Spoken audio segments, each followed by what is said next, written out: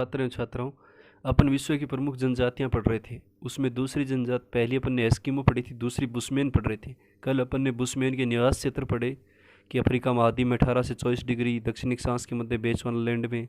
उसके बाद निवास ग्रहों के बारे में पढ़ा और इनकी आर्थिक क्रियाकलाप पढ़ी।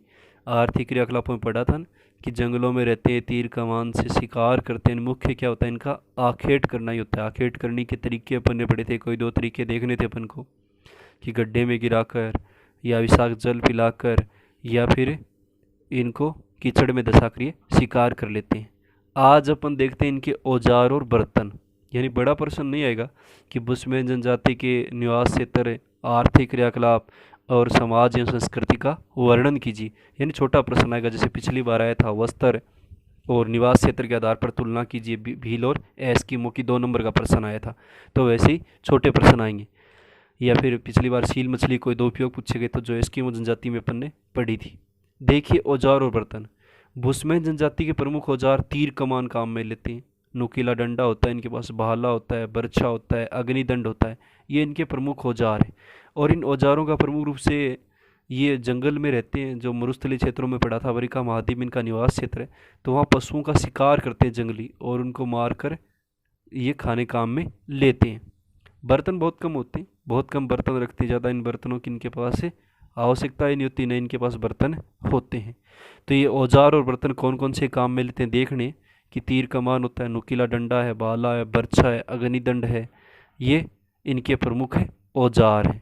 अग्निदंड मतलब आग जलाने के लिए कोई काम में लेते हैं। कच्चे जो मांस वगैरह होता है उसको पका कर ये कर खाते हैं। तो ये बुशमैन जाति के प्रमुख औजार हैं। तीर कमान, नुकीला डंडा, भाला, बर्छा ये होते हैं। फिर देखिए इनकी समाज और संस्कृति। सामाजिक समुदाय के अंतर्गत देखें तो बुशमैनों का एक छोटा सा दल होता है, और इन लोगों की धार्मिक परंपराओं, संस्कारों और कलाओं में प्राणियों और प्रकृति का केंद्रीय स्थान होता है।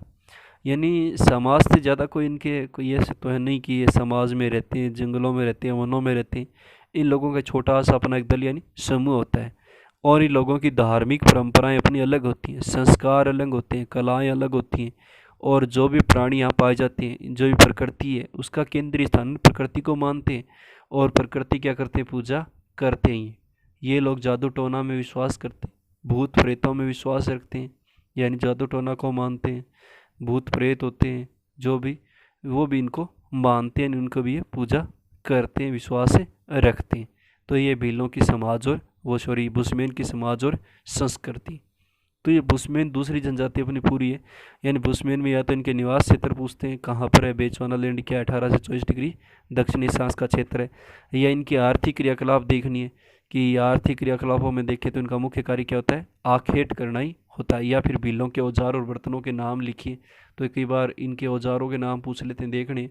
तीर कमान है, नुकीला डंडा है, भाला है, बर्छा है, अग्निदंड है, जो ये काम में लेते हैं, जो इनके क्या प्रमुख है? औजार है। उसके बाद देखिए अपन तीसरी जनजाति पढ़ते हैं भील। विषय में भील अपन राजस्थान की जनजातियों में भी पढ़ेंगे।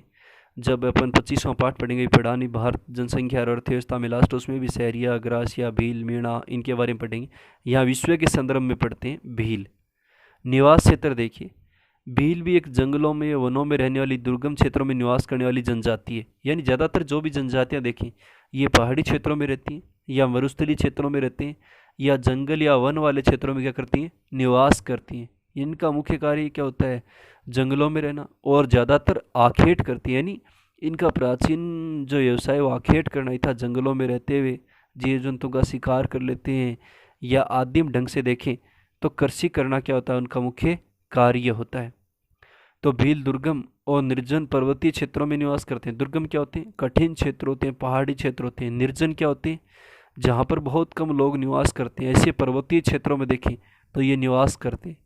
ये लोग अरावली, यानी राजस्थान का जो पहाड़ी क्षेत्र है, राजस्थान में देखें तो अरावली दक्षिण राजस्थान का क्षेत्र है, विंध्याचल का क्षेत्र है जो मध्य प्रदेश का क्षेत्र है, सतपुड़ा की पहाड़ियाँ महाराष्ट्र के क्षेत्र राज्य में है, और वन क्षेत्रों में देखें तो ये निवास करती हैं। यानी ये वन वाले क्षेत्र होते हैं, दुर्गम क्षेत्र होते हैं, पहाड़ी क्षेत्र होते हैं, वहाँ पर ये जनजातियाँ जो भील है वो निवास क्षेत्र है। भारत में देखें तो भील जनजाति के लोग राजस्थान, मध्य प्रदेश, गुजरात, महाराष्ट्र ये राज्य हैं, इनमें मुख्यतः भील जनजाति पाई जाती है, निवास करते हैं। तो छोटा प्रश्न इसमें आएगा, बड़ा प्रश्न ये आएगा कि भील जनजाति के निवास क्षेत्र, आर्थिक क्रियाकलाप, समाज और संस्कृति का पूरा वर्णन कीजिए। तो निवास क्षेत्र में देखना है कि भील दुर्गम और निर्जन पर्वतीय क्षेत्रों में निवास करते हैं, और ये लोग अरावली जो राजस्थान की दक्षिण पहाड़ी श्रृंखला है उसमें निवास करते हैं, या विंध्याचल पर्वत श्रृंखला मध्य प्रदेश में, या सतपुड़ा की पहाड़ियाँ महाराष्ट्र में, या जो वन वाले क्षेत्र दुर्गम उनमें निवास करते हैं। और भारत में देखें तो भील जनजाति के लोग राजस्थान है, मध्य प्रदेश है, गुजरात है, महाराष्ट्र है, इन राज्यों में क्या करते हैं, निवास करते हैं। आर्थिक क्रियाकलाप देखिए, वनों और पहाड़ी प्रदेशों के एकांत प्रदेशों में निवास करने के कारण, यानी आर्थिक क्रियाकलाप में देखें तो जितनी भी जनजातियाँ अपन ने पहले ही पढ़ा है कि वन वाले क्षेत्रों में रहती, और इनमें क्या करते हैं, वनों से लकड़ियाँ एकत्रित कर ली, जैसे गोंद वगैरह इकट्ठा कर लिया, यानी वनों में जो भी सामग्री पाई जाती है उनको एकत्रित करके बाजार में बेचने का इनका मुख्य कार्य था, वही व्यवसाय इनके पास होता है। इसके साथ साथ देखें इनके आजीविका का मुख्य आधार खाद्य संग्रहण करना होता है, यानी भोजन संग्रहण करना। जो भी वनों में इनको मिलेगा, जंगलों में मिलेगा, उनको इकट्ठा कर लेते हैं और भोजन के रूप में क्या लेते हैं, काम में लेते हैं। इसके अलावा आखेट करना, यानी शिकार करते हैं, भी जंगलों में रहते हैं, तीर कमान के पास भाले वर्षी तो रहते हैं, तो जंगलों में जीव जंतु क्या कर लेते हैं, शिकार कर लेते हैं। आदिम कृषि करते हैं, यानी कृषि करने का प्राचीन ढंग होता है वो एक करते हैं। इसके साथ साथ पशुपालन भी करते हैं, यानी पशु भी पालते, वो भी अपने पास रखते हैं। ये तो ये भीलों की मुख्य आर्थिक क्रियाकलाप, यानी वनों और पहाड़ी क्षेत्रों में रहते हैं। इसकी सलाह आजीविका मुख्य आधार क्या होता है, खाद्य संग्रहण, भोजन का संग्रहण करना, इकट्ठा करना, आखेट करना, शिकार करना, आदिम कृषि करना, यानी प्राचीन काल से देखें तो कृषि करते हैं, पशुपालन भी करते हैं। उसके बाद अलग से मैंने एक लाइन लिखी है, ध्यान रखना है, तीर का 1 नंबर प्रश्न कि भीलों द्वारा पहाड़ी क्षेत्रों में की जाने वाली स्थानांतरित कृषि को चिमाता कहते हैं। झूमिंग, अपने भारत भूगोल में पढ़ा था कृषि में कि झूमिंग उत्तरी पूर्वी भारत में जिसको बोलते हैं कृषि को, कि पहाड़ी या वन वाले क्षेत्रों में इस प्रकार कृषि जनजातियाँ करती हैं कि 4-5 साल एक जगह कृषि की, और जैसे ही धीरे धीरे वनों को साफ करके काट कर या जला कर ये कृषि करते हैं, और जैसे ही वहाँ पर उपजाऊपन या उर्वरा शक्ति कम हो जाती है तो अपना स्थान बदल लेते हैं, और इस प्रकार की कृषि को क्या कहते हैं, स्थानांतरित कहते हैं। और उत्तरी पूर्वी भारत में इसे क्या कहते हैं, झूमिंग कृषि कहते हैं। तो भीलों द्वारा इस प्रकार की पहाड़ी क्षेत्रों में अगर वो कृषि करेंगे तो इसी स्थानांतरित कृषि को क्या कहते हैं, ये चिमाता कहते हैं। तो ये 1 नंबर का प्रश्न देखना है कि चिमाता क्या है, कि भीलों द्वारा पहाड़ी क्षेत्रों में की जाने वाली स्थानांतरित या जिसको झूमिंग कृषि कहते हैं उत्तरी पूर्वी भारत में, उसको ही क्या कहते हैं, यहाँ पर चिमाता कहते हैं। छोटा प्रश्न है कि भीलों द्वारा पहाड़ी क्षेत्रों में की जाने वाली स्थानांतरित कृषि क्या होती है, चिमाता। दूसरा देखें तो भीलों द्वारा मैदानी क्षेत्रों में की जाने वाली स्थानांतरित कृषि को कहते हैं, दजिया कहते हैं। यानी भीलों द्वारा देखें तो मैदानी क्षेत्रों में जो कृषि की जाती है वो क्या कहलाती है, दजिया कहलाती है। तो ये दोनों 1 नंबर प्रश्न आ सकते हैं। फिर चिमाता और दजिया में क्या अंतर है लिखिए।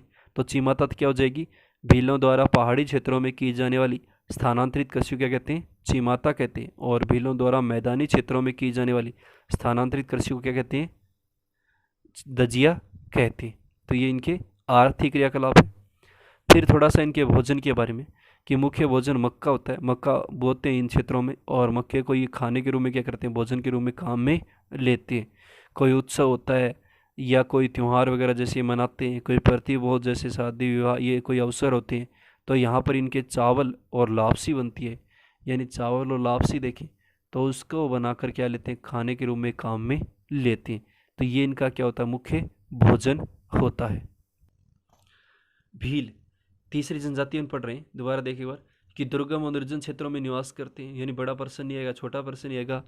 और इसके अलावा अरावली क्षेत्र है, राजस्थान की जो अरावली पर्वतमाला है, विंध्याचल है मध्य प्रदेश में, और सतपुड़ा महाराष्ट्र में, उनके पहाड़ी क्षेत्रों में और वनों में निवास करते हैं। भारत में देखें तो भील जनजाति के लोग राजस्थान है, मध्य प्रदेश, गुजरात और महाराष्ट्र में निवास करते हैं। ये मुख्य राज्य हैं जहाँ पर भील जनजाति निवास करती है। आर्थिक क्रियाकलाप देखें तो वनों और पहाड़ी प्रदेशों के एकांत प्रदेशों में निवास करते हैं, यानी वनों में रहते हैं या पहाड़ी क्षेत्रों में रहते हैं। और ज़्यादातर देखें ना तो जंगल वाले क्षेत्र वहीं पर क्या करते हैं, निवास करते हैं। और इनकी आजीविका का मुख्य आधार देखें खाद्य संग्रहण होता है। यानी जो इनकी जीविका होती है, आजीविका होती है, वो चलाने का जो मुख्य कार्य होता है वो क्या होता है, भोजन संग्रहण करते हैं, खाद्य संग्रहण करते हैं।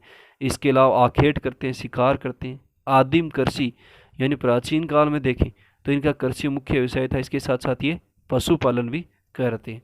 चिमाता और दज्जिया देखने एक नंबर के प्रश्न में कि भीलों द्वारा पहाड़ी भागों में की जाने वाली स्थानांतरित कृषि क्या होती है? चिमाता। और मैदानी भागों में की जाने वाली कृषि क्या कहलाती है? दज्जिया कहलाती है।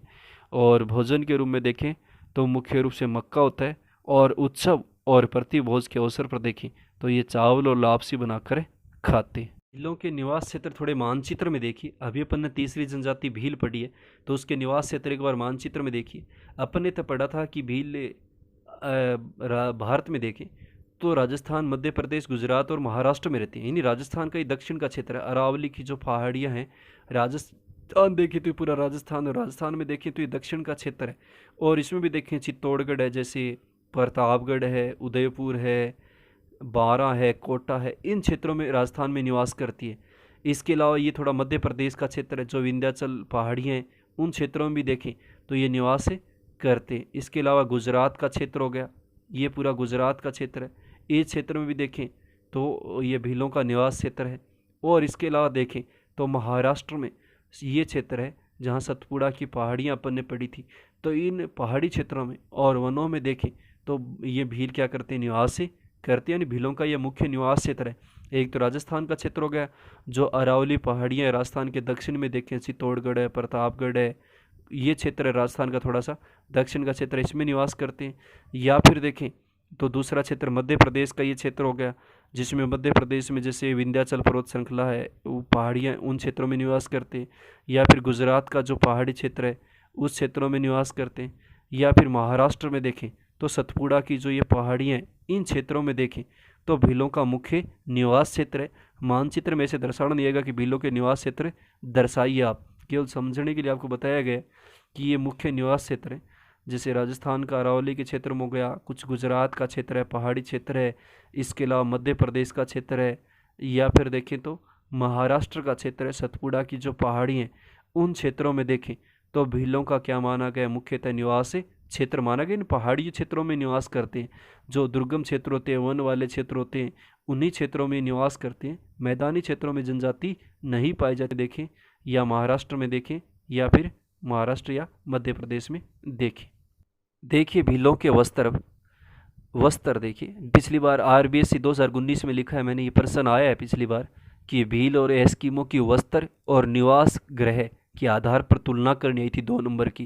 यानी निवास गृह कौन कौन से इनके घर किस प्रकार होते हैं एस्किमो और भील के, और किस प्रकार के इनके वस्त्र होते हैं। 2 नंबर का प्रश्न पिछली बार परीक्षा में आ चुका है। 2 ही नंबर का ये पाठ है। वस्त्र देखिए, देश की आज़ादी से पूर्व देखें तो भीलों के पास तो वस्त्र बहुत कम थे। यानी जंगलों में रहते थे, आदिम तरीके से रहते थे, और जंगलों में रहने वाली जनजातियाँ बहुत कम वस्त्र पहनते, क्योंकि समाज से तो इनका कोई ज़्यादा संबंध होता नहीं, जुड़ाव होता नहीं है। जंगलों में रहते हैं, आदिम ढंग से रहते हैं, तो इनको ज़्यादा वस्त्रों की आवश्यकता नहीं होती है। पुरुष छाल का नेकर, यानी जो भी पेड़ पौधे होते थे उनकी छाल वगैरह निकाल कर प्राप्त कर उससे नेकर बना लेते थे। स्त्रियां पेटीकोट पहन लेती थी। लेकिन वर्तमान में देखें तो इनके पहनावे में सुधार आया। धोती पहनते हैं पुरुष, कमीज़ पहनते हैं, साफा बांधते हैं, या पैंट शर्ट भी पहनने लगे। मैंने वर्तमान में देखे ना तो इनके पहनावे में सुधार आया। धोती है, कमीज है, साफा है, पैंट शर्ट ये पहनने लगे। स्त्रियां भी देखें तो घाघरा, कांसली और लुगड़ी पहनती हैं। ये मुख्यतः इनकी जो भीलों की स्त्रियां हैं उनका पहनावा है। लड़के लंगोट पहनते हैं, छोटा लंगोट होता है वो लड़के बांधते हैं। और लड़कियां देखिए तो घाघरी और ओढ़नी पहनती हैं। ये इनकी लड़कियों का मुख्य पहनावा है। भील देखें चांदी, पीतल, जस्ता, ये जो धातुएं होती है, निकल, इनसे बने आभूषण पहनती हैं। यानी ये महिलाएं इनकी देखें बहुत ज़्यादा चांदी के आभूषण हो गए, पीतल हो गया, जस्ता हो गया, निकिल हो गया, इस प्रकार की धातु से बने हुए आभूषणों को बहुत ज़्यादा ये पहनती हैं। और भील स्त्रियां देखें लाख और कांच की चूड़ियाँ भी पहनती हैं। यानी लाख के हाथों में देखेंगे तो बहुत ज़्यादा इनकी चूड़ियाँ होती हैं, कांच की चूड़ियाँ भी ये पहनती हैं। तो ये हैं भीलों के वस्त्र। दोबारा देखिए एक बार कि आज़ादी से पहले बहुत ज़्यादा वस्त्र कम पहनते थे, जंगलों में रहते थे, ज़्यादा इनके पास वस्त्र थे नहीं। पुरुष जो भी पेड़ पौधों की छाल थी उससे नेकर बनाकर अपना शरीर ढकते थे, और स्त्रियां पेटीकोट पहन लेती थी उसका बनाकर। लेकिन वर्तमान में देखें, जैसे जैसे स्वतंत्रता मिली, आगे बढ़ा, वर्तमान युग गया, तो पुरुष इनके धोती बांधते हैं, कमीज़ पहनते हैं, साफा पहनते हैं या पैंट शर्ट पहनते हैं। और स्त्रियां देखें तो घाघरा है, कांचली है, लुगड़ी पहनती हैं। लड़के देखें लंगोट पहनते हैं, और लड़कियां देखें तो घाघरी और ओढ़नी पहनती हैं। भील चांदी, पीतल, जस्ता और निकिल से बने आभूषण पहनते हैं। यानी चांदी है, पीतल है, जस्ता है, निकिल है, इसके आभूषण पहनते हैं। और भील स्त्रियां देखें इसके साथ साथ लाख और कांच की चूड़ियां भी पहनती हैं। तो ये भीलों के क्या मुख्य वस्त्र हैं, याद करने। निवास गृह देखिए, इनके घर देखें तो प्रकीर्ण प्रकार के होते हैं। प्रकीर्ण का मतलब क्या होता है? दूर दूर बिखरे होते हैं, छितरे होते हैं, पास पास नहीं होते। ऊंचे पहाड़ियों में, पर्वतीय इलाकों में, जो ऊंचाई वाले स्थान होते हैं उनमें क्या बनाते हैं? अपने घर बनाते हैं। यानी प्रकीर्ण का मतलब दूर दूर होते हैं, बिखरे होते हैं, छितरे हुए होते हैं, पास पास से नहीं होती हैं। झोंपड़ियाँ खेत के छोटे टुकड़ों के मध्य टीलों पर बनाई जाती हैं। यानी सुरक्षा की दृष्टि से देखें तो इनकी जो झोंपड़ियाँ होती हैं, कोई मवेशी वगैरह जंगली जानवरों सुरक्षा पाने के लिए छोटे टुकड़े होते हैं। और खेत का जो मध्य का टीला होता है, टीले का मतलब ऊंचाई वाला स्थान है, जैसे कोई खेत में, वहाँ पर क्या बनाते हैं? अपनी झोंपड़ी बनाते हैं और वहाँ पर रहने के लिए झोंपड़ी बना लेते हैं। प्रत्येक झोंपड़ी अपने आप में पूर्ण होती है। यानी प्रत्येक जो भी झोंपड़ी होगी वो अपने आप में, यानी पूरी सुविधाएं होती हैं उनमें रहने के लिए, खाने पीने के लिए, बरसात का मौसम हो, सर्दी का मौसम हो, किसी प्रकार की कोई आपदा है प्राकृतिक, तो उनमें सुरक्षा के लिए होती हैं। यानी जिसमें आवास के साथ साथ अपना अन्न अनाज भी रख लेते हैं और पशुओं को रखने की व्यवस्था होती है। यानी जैसे इन आवास हो गया इनका झोंपड़ी, तो उसमें अनाज भी रख लेंगे और पशुओं को रखने के लिए इनमें व्यवस्था होती है। अनाज भी रखते हैं और पशुओं को भी रखते हैं। झोंपड़ियाँ देखें तो मिट्टी से बनाते हैं या पत्थर होता है, जो भी संसाधन होते हैं इनके पास, बांस जो प्राप्त करते हैं, गोबर होता है, खड़िया, खड़िया मिट्टी होती है एक प्रकार की, और लाल गेरू, यानी लाल गेरू यानी लाल रंग कर देते हैं, मिट्टी का लाल रंग से बनी होती है। यानी सुंदर डिजाइन में इनकी झोंपड़ियाँ बनी होती हैं और सुसज्जित होती हैं। यानी मिट्टी से बनाएंगे, पत्थर है, बांस है, गोबर है, खड़िया मिट्टी जो भी यहाँ पाई जाती है। और गेरू का मतलब लाल प्रकार की जो रंग होता है मिट्टी का, वो ये अपनी झोंपड़ियों पर जैसे कलाकृति बना देती है, जो झोंपड़ियाँ होती हैं उनकी, जिसे दिखने में बहुत क्या लगती है? वो सुंदर लगती हैं। तो बहुत ही सुसज्जित और सुंदर होती है इनकी। और छत खपरेल से बनी होती है। खपरेल मतलब ढकने के लिए, यानी जिसको अपन छत कह सकते हैं। जो भी स्थानीय संसाधन होता है, जैसे मिट्टी से हो गया, बांस हो गया, उनके ऊपर देखें तो गोबर वगैरह लगा देते हैं, या जो मिट्टी होती है उसका लेप वगैरह करके उनको क्या कर देते हैं? ढक देते हैं। वर्तमान में देखें तो मुख्य मकानों का प्रचलन है। यानी वर्तमान में देखें न तो यहाँ पर भी रहन सहन में बदलाव आया, इनके आवासों में बदलाव आया, तो इन्होंने भी मकान क्या बनाने शुरू कर दिए? पक्के बनाने शुरू कर दिए। तो ये है इनके निवास घर है। दोबारा देखिए एक बार कि घर प्रकीर्ण प्रकार के होते हैं। प्रकीर्ण का मतलब समझ गए? दूर दूर होते हैं, बिखरे होते हैं, पास पास नहीं होते हैं। झोंपड़ियाँ खेत के छोटे टुकड़ों के मध्य टीलों पर बनाई जाती हैं। यानी जो भी झोंपड़ियाँ देखें वो खेत के छोटे टुकड़े होते हैं, उसके बीच जो टीला होता है उस पर बनाते हैं। प्रत्येक झोंपड़ी अपने आप में पूर्ण होती है। यानी प्रत्येक झोंपड़ी देखें अपने आप में पूर्ण होती है, सारी सुविधाएं होती हैं, जिसमें आवास के साथ साथ अनाज भी रखते हैं, पशुओं को रखने की व्यवस्था भी होती है।